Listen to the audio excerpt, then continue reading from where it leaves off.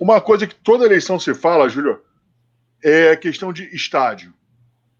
Eu lembro até que você também, na sua outra eleição, na eleição anterior, falou muito de reforma de estádio. Eu tive numa apresentação sua, lá na Tijuca, no Tijuca Tênis Clube. Eu lembro de você falando que a ideia até era fazer um estádio mantendo as tradições, que não precisava ser um estádio gigantesco, mas um estádio moderno, mantendo as tradições do Vasco, mantendo as características do Vasco. Hoje existe um projeto apresentado pelo presidente atual do clube, que é o Alexandre Campelo. Qual a sua visão para estádio? Vai ser mantido esse projeto atual? Existe algum estudo se esse projeto que se tem hoje à mesa no Vasco é um projeto viável ou vocês pretendem trazer uma coisa diferente? Você falou bem, a gente estuda projeto de estádio desde 2014.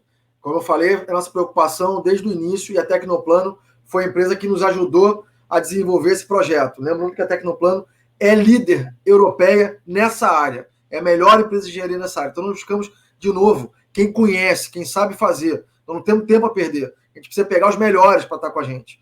Então, a MediaPro desenvolveu a linha, tanto o CT quanto a reforma de São Januário, com a seguinte premissa. Primeira premissa, tem que ter viabilidade econômica. Você não pode... De maquete, eu acho que a gente está de saco cheio. A gente vê maquete toda eleição. Toda eleição. Até de Lego, né? Quem não lembra, 99, 2000, uma maquete foi criada lá atrás, enfim, não sai do papel, pô. Então não adianta vir com um estádio de 2, 3 bilhões de reais, porque não vai sair do papel. Não se viabiliza no tempo. Ou seja, o que você gera de faturamento ali não paga o estádio. Então, o estádio tem que ter uma premissa: viabilidade econômica. Então, o nosso estádio foi feito com essa premissa. Primeira, viabilidade econômica. Segunda, garantia de manutenção dos aspectos históricos do estádio. Isso é fundamental. São Januário não é uma arena. São Januário é um estádio charmosíssimo, um estádio tradicional que tem que ser mantido como tal. É um tempo. E alguns aspectos desse estádio precisam ser preservados, como, por exemplo, a participação da torcida ali em cima, efervescente, fazendo a pressão. É fundamental a manutenção disso. Não é um estádio padrão FIFA, não é isso que a gente quer. A gente quer a nossa casa. E na nossa casa a gente torce do jeito que a gente quer torcer, do jeito que a torcida gosta de torcer. Então, nós pensamos nisso. Nós pensamos num estádio que pudesse ter uma área popular, né? Quem lembra do Maracanã no passado, aquela estilo geral, né? Ou seja, uma área em que o torcedor paga mais barato, assiste jogo de pé, que é a raiz. Eu cansei de assistir jogo de pé. Aliás, boa parte da minha vida eu vi jogo de pé, porque eu até prefiro, na verdade, ver jogo em pé, para dizer a verdade. Então, minha escolha pessoal, né? Então, a gente se inspirou, inclusive, em alguns estádios europeus, especialmente na Alemanha, onde se preserva a tradição das torcidas de verem os jogos em pé. Tá? Isso é um dado. Vários estádios na Europa têm áreas para verem jogos em pé. Então, o nosso estádio tem essa área mais popular, porque a nossa torcida é uma torcida popular e precisa ter acessos a ingressos baratos. Não adianta colocar ingresso de R$100, R$150. Construímos um estádio novo, 1 bilhão. Agora cobra R$200 de ingresso. Não adianta. Não adianta, porque a torcida não vai.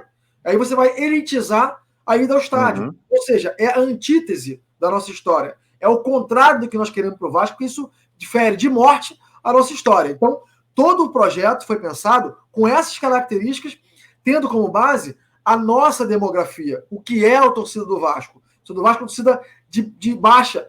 O Vasco é o time do povo no Brasil, de fato. Então, nós temos que pensar nessa torcida que vai lá, classe C e D, que é a torcida que vai para o estádio e é a nossa torcida, é a nossa massa. Então, essa foi uma premissa. Quando nós fizemos o estádio, além dessas premissas todas que eu estou falando, nós também nos preocupamos no financiamento desse estádio. Então, na nossa equação financeira, por exemplo, a gente tinha 5 mil assentos sendo vendidos a R$20 mil. Quem lembra lá em 2017, nós tivemos uma corrida no site da Sempre Vasco para botar um nome. O cara queria ser o número 1 e que podia cobrar, lembra que tinha sugestões de cobrar mais caro pelo assento número 1, porque não podia ser R$20 mil. O número 1 tinha que ser 100, tinha que ser 50. Então, nessa equação, a gente procurou, inclusive, criar novas propriedades. Isso é uma propriedade também. Criar novas propriedades para que desse o start, desse o arrancar do projeto a partir daí. E aí faríamos uma antecipação, colocaríamos esse recurso no fundo e seria a contrapartida do Vasco, junto ao parceiro, para o desenvolvimento do projeto. Tá? E aí sim arrancaríamos com o projeto. Então o projeto tinha vários aspectos e vários fundamentos técnicos que nós entendíamos como fundamentais para sair do papel e que nós cumprimos. Como é que nós vimos isso em relação ao projeto da atual administração? Eu, particularmente, não tenho nenhum problema em abraçar o projeto da atual administração, desde que ele seja melhor do que o nosso, né? Então, assim, o projeto é projeto para o Vasco, gente, não é para uma... De novo, vou repetir o que eu falei aqui. Ninguém que está... Projeto do Júlio, projeto da Sempre Vasco, não, é do Vasco o projeto. Então, se o projeto da atual administração for melhor, tiver em fase mais avançada de desenvolvimento, ou for um projeto efetivamente mais eficiente do que o nosso, ele será abraçado por nós. Isso é um compromisso que eu assumo aqui.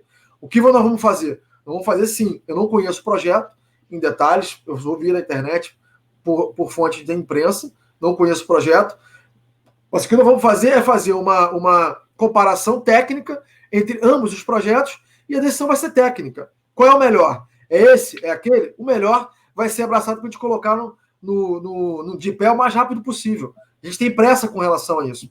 Agora, complementando mais a sua pergunta, que você falou do tamanho do estádio, número de público, a gente tem que ter um estádio que permita que a gente tenha mandado de campo de jogos internacionais. Ponto. É isso, mais nada além disso. Não queremos ter um estádio maior do que isso. Por quê? O Vasco tem que ter uma grande vantagem de poder usar o Maracanã. E nós não podemos deixar de usar o Maracanã. Nós temos que balancear. Vai ser um jogo para mostrar o tamanho da torcida, vamos lotar? Vamos para o Maracanã. Bota 80 mil no Maracanã. Fácil. Botamos já em jogo de Série B. Nós somos o único clube, junto com o rival, que lota o Maracanã sozinho. Pô. Nós fazemos isso. E jogar no Maracanã não tem nenhuma vergonha. Mostra a grandeza do Vasco. O Maracanã é o palco mundial do futebol. Querendo ou não querendo. O Maracanã é o palco mundial do futebol. A gente tem que jogar lá. O Vasco tem a grande vantagem. O Vasco tem a sua casa própria, que é São Januário, e tem a casa de veraneio, que é o Maracanã. Então, vamos balancear isso de forma comercial inteligente. Jogos que devem ser jogados, jogos de menor público, custo mais baixo, Maracanã São Januário. Jogos de pressão, que você precisa virar um resultado. Um jogo que você perdeu lá na casa do adversário, e aqui tem que virar o resultado. Pressão, São Januário. A torcida faz diferença, bota pressão. Jogo que você precisa mostrar o tamanho da torcida, contra grandes clássicos, jogos gigantes.